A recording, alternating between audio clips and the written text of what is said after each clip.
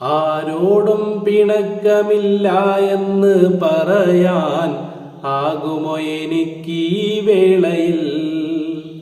ആരൊക്കെയോ കുറിച്ച് ഇല്ലാത്തതരുളി മാപ്പിനായി ചെല്ലുമോ അരികില്?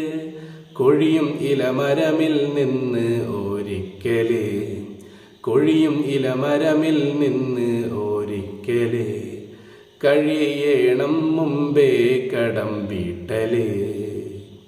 മുഖം ഭംഗി കൊണ്ടെന്ത് ഫലം?